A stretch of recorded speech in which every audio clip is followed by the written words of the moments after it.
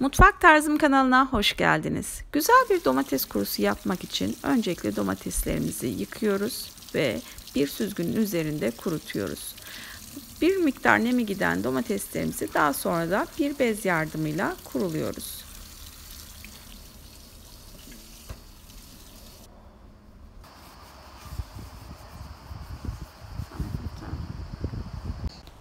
Domateslerimizi 4 eşit parçaya bölüp başlarındaki yeşil kısımlarını kenara ayırıyoruz. Yine domateslerimizin içindeki çekirdekli sulu kısımları mümkün olduğu kadar bıçak yardımıyla çıkartıyoruz. Bu işlemi yapmamızın sebebi domateslerimizin kuruma işlemini hızlandırmak.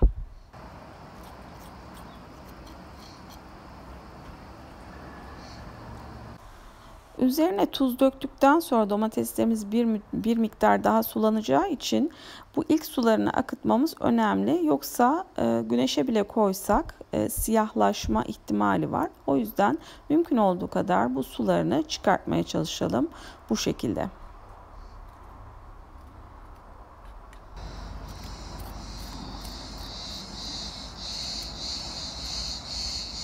Dört parçaya ayırdığımız ve sularını çıkarttığımız domatesleri bir masanın üzerine yerleştiriyoruz.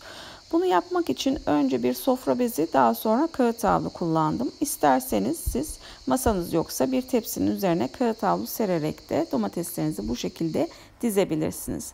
Daha sonra ben sofra tuzu kullandım. Kaya tuzu varsa kaya tuzu da olur. Domateslerimizin üzerini güzelce tuzluyoruz.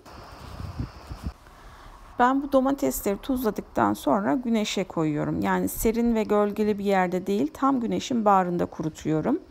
Bu ilk gün domateslerimi koydum. Şimdi gelecek video birinci gün ve ikinci gün şeklinde. Bu birinci gün, ikinci gün ve bu da üçüncü gün. Gördüğünüz gibi üçüncü günde bayağı kurudu ama çok sıcak günler olduğu için bazen bir haftaya kadar sürebiliyor sadece bu şekilde güneşte kurutursanız. Domates kurutmanın bir başka yöntemi de sebze kurutma makinesi adı verilen bu makinalarda kurutmak. Bu makineler yardımıyla nemli bölgelerde oturan insanlar da domates kurutabilir. Çünkü gerçekten nemli bölgelerde, İstanbul'da özellikle domates kurutulmuyor güneşte. Bu makine yardımıyla yaklaşık 14 saatte domatesi kurutuyorum. Gördüğünüz gibi burada daha tam kurumamış domatesim ve 5,5 saate daha ayarladım. Yarı kurumuş halde gördüğünüz domateslerim 5,5 saat sonunda tamamen kurumuştu. Bunları buzdolabı poşetlerine koyup buzdolabında saklıyorum, sebzelikte ya da buzdolabındaki uygun bir yerde. Eğer buzdolabında saklamazsanız bozulabilir.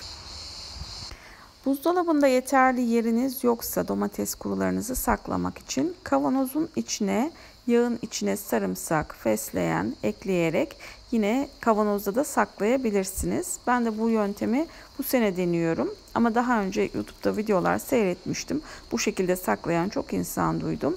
O yüzden ben de bu yöntemi deniyorum. Benimki gibi küçük kavanoz tercih ederseniz bir açıldığında bitmesi için daha iyi olur. Daha çabuk biter. Domates kurumuzu koyuyoruz. Araya sarımsaklarımızı, yine kekiğimizi ekip devam ediyoruz ve üst aralara mutlaka zeytinyağı ekliyoruz. En üste geldiğimizde tekrar kavanozun üstüne çıkacak kadar zeytinyağı ekleyip kavanozun kapağını kapatıyoruz. Domates kurusunu kahvaltıda bu şekilde tüketebileceğiniz gibi üzeri yağlı, kekikli, fesleğenli bu şekilde de tüketebilirsiniz.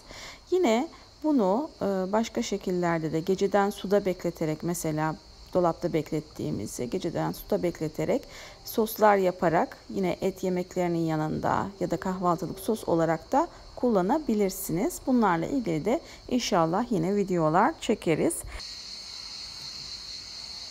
Videoyu beğenmeyi, abone olmayı ve yorumlarınızı benimle paylaşmayı ihmal etmeyin. Hepinize iyi günler dilerim.